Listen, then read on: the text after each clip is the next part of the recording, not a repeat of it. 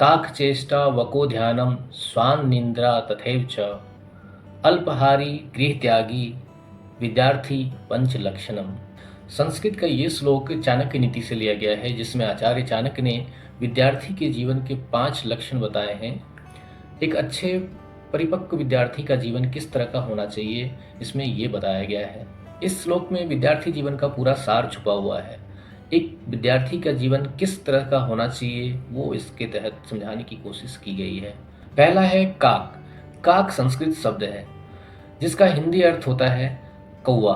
कौवे की जैसी चेष्टा होती है वैसे आपकी चेष्टा होनी चाहिए। एक स्टूडेंट की चेष्टा वैसी ही होनी चाहिए। जैसे कौवा पक्षियों में चतुराई के लिए फेमस है, जैसी उसकी चेष्टा होती है वैसे ही आपकी चेष्टा होनी चाहिए। जहाँ भी आपको ज्ञान मिले वहाँ ज्ञान अर्जित कर लेना चाहिए। दूसरा आता है वक। वक संस्कृत शब्द है जिसका हिंदी अर्थ होता है बगुला। जैसे बगुला पानी में मछली पकड़ने के लिए ध्यान लगाता है, वैसे ही एक विद्यार्थी का ध्यान होना चाहिए, वैसे ही आपका ध्यान होना चाहिए।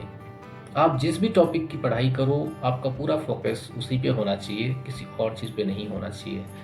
दोस्तों, ध्यान से स्वामी विवेकानंद जी का एक प्रसंग याद आता है मुझे, जिसमें कि वो एक पुल के ऊपर खड़े थे और नीचे कुछ लड़के पानी में पड़े हुए अंडे के छिलके पर पत्थर मार रहे थे, बार बार कोशिश कर रहे थे, बट उनका निशाना सही नहीं लग रहा था। इसके बाद स्वामी विवेकानंद जी वहाँ उन लड़कों के पास गए और उनसे परमिशन लिया, जो क्या मैं भी इसमें ट्राई कर सकता हूँ, क्या मैं भी पत्थर मार सकता हूँ।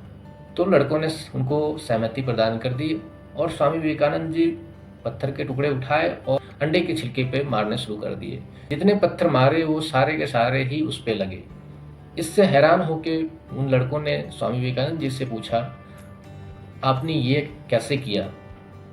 तो उन्होंने बड़े सहज भाव से उसका जवाब दिया, जो आप अगर जिस काम पे फोकस करते हो, जिस काम को लक्ष्य मानते हो, उसी काम पे आप ध्यान रखो तो आप उस काम को बेहतर ढंग से करोगे। तो स्वामी विवेकानंद जी का ये छोटा सा प्रसंग हमारे लाइफ में बहुत बड़ा प्रेरणा का स्रोत बन सकता है। तीसरा वर्ड आता है स्वान। स्वान संस्कृत वर्ड है जिसका हिंदी में अर्थ होता है कुत्ता। यहाँ पे स्वान निंद्रा यानी कुत्ते की नींद के समान आपकी निंद्रा होनी चाहिए। जैसे कुत्ता थोड़ी सी आहट पाके एक्टिव हो जाता है और बिल्कुल आलस नहीं करता है, वैसे ही आपकी निंद्रा होनी चाहिए। चौथा आता है अल्पहारी। अल्पहारी से ये अभिप्राय है कि कम भोजन करने वाला, यानी आपका भोजन जो होना चाहिए बिल्कुल ही कम होना चाहिए। आप जितना भी खाएं पौष्टिक आहार लें, थोड़े थोड़े अंतराल पे थोड़ा थोड़ा भोजन करें। कम खाने से क्या होता है कि पाचन तंत्र भी सही रहता है और हमें आलस नहीं आता है और हमें नींद भी नहीं आती है। पांचवा पॉइंट आता है गृह त्यागी।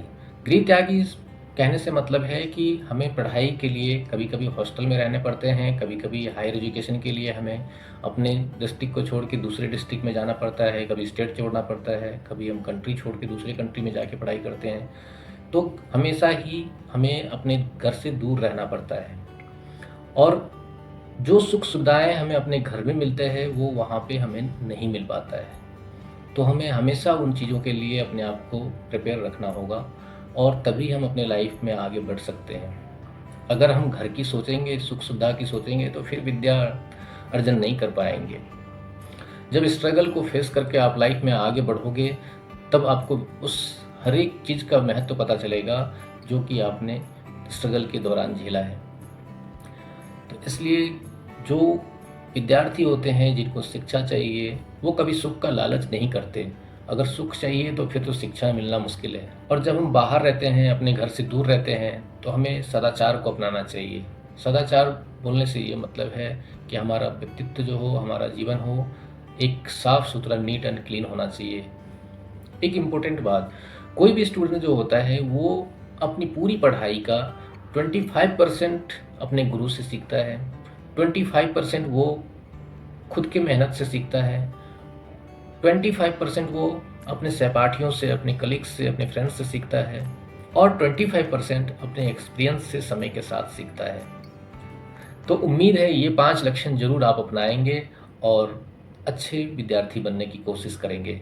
तो मिलते हैं नेक्स्ट वीडियो में नए आइडियाज़ के साथ। तब तक के लिए बाय।